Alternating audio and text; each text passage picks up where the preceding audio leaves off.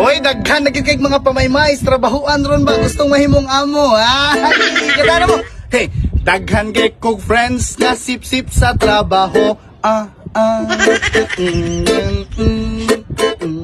Unya kaming tanan, siya daw ang maswito.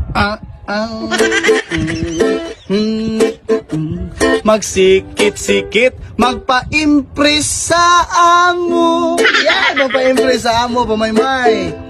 Unya, kapait, pariharami og sweldo. Tudong inday, paminaw sa mo. Kanang pagkasip-sip, di na makadato ninyo. Daghan kay kog friends, mga sip-sip nga friends. Hili kay ka og promotion, dili ka amo.